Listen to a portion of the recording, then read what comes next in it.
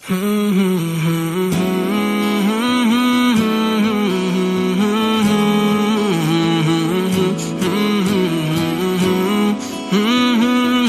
نے اس معاشرے کے اندر امیر اور غریب کے ذریعے سے دونوں طبقات کو آزمایا ہے۔ سارے لوگ دولت مند نہیں ہوتے، اگر سارے لوگ دولت مند ہو جائے تو نظم کائنات نہیں چل سکتا۔ سارے لوگ ہی جو ہے وہ غریب ہو جائیں تو پھر بھی نظم کائنات متاثر، اس نے اوپر نیچے رکھا، یہ اس کا نظم ہے۔ تو یہ آزمائش ہے امراء کی، ان کو دولت دے کے آزمایا، اور غریبوں کی آزمائش ہے کہ ان کو جو ہے وہ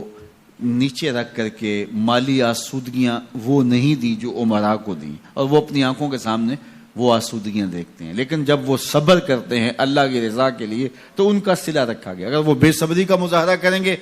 تو کر پھر بھی کچھ نہیں سکتے، لیکن پھر اجر نہیں ہے۔ لیکن اگر وہ صبر کر لیتے ہیں کہ یہ اللہ کی تقسیم ہے کہ ان کو زیادہ دیا، عمومی طور پہ یہ ہوتا ہے کہ جن کے پاس زیادہ نہیں ہے وہ زیادہ دیے گئے لوگوں کے ساتھ حسد میں مبتلا ہو کر کے اپنی زندگی کو خام خواہ کی اذیت میں مبتلا کر لیتے ہیں۔ ایک مالی کمی اور جو ہے وہ ایک ضعف ان کے پاس موجود ہے، اور دوسری یہ بیماری اپنے ساتھ خود جوڑ لیتے ہیں، تو گویا وہ دو آتشہ تکلیف ہو جاتی ہے ان کی۔ تو وہ ایک مالی ضعف میں مبتلا ہیں اور آسودگی میسر نہیں ہے، اور ضروریات بہت ساری ہیں اور ان کو پورا کرنے کے لیے وسائل خاطر خواہ نہیں ہیں، اور دوسرا ان لوگوں سے وہ آتش حسد میں جلنے لگے جن کو اللہ تعالیٰ نے نوازا ہوا ہے، تو وہ اجر سے بھی محروم ہو گئے اور دوہری مصیبت میں مبتلا ہو گئے۔ لیکن اگر وہ سمجھتے ہیں ان کا مقسوم ان کے ساتھ اور میرا مقسوم میرے ساتھ، تو اللہ نے جو مجھے دیا ہے میں پہلے تو کوشش کروں کہ اپنے معاملات کو اس میں بہتر کرنے کی کوشش کروں۔ جب ہم دائیں بائیں سے دیکھ کے اپنے گھر کا بجٹ بناتے ہیں اور دائیں بائیں دیکھ کر کے جو ہے وہ اپنے امور زندگی کو طے کرتے ہیں تو پھر ہم مشکل میں مبتلا ہو جاتے ہیں،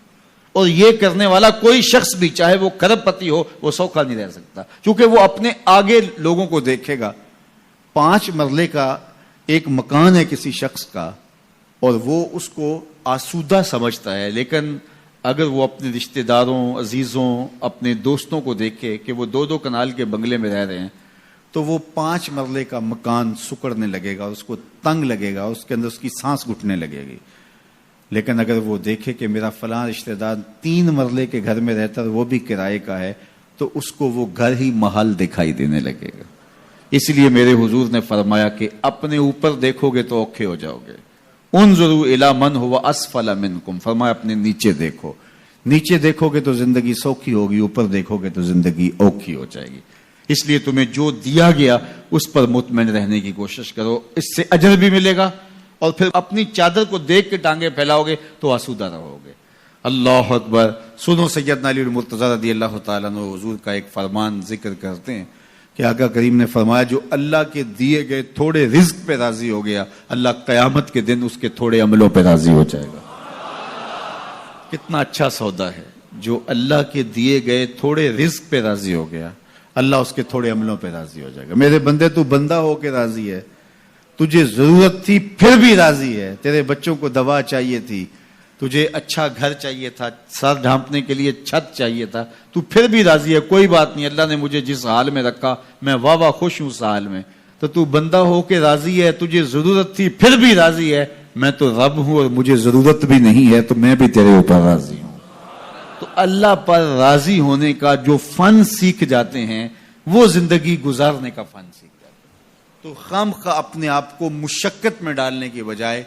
جو میسر ہو اس میسر پر اللہ تعالیٰ کا شکر ادا کرنے کی عادت ڈالنی چاہیے، ورنہ اس سے بھی زیادہ تکلیف آ سکتی ہے۔ تو پھر یہ ماحول اور یہ حیثیت انسان کو جنت لگے گی۔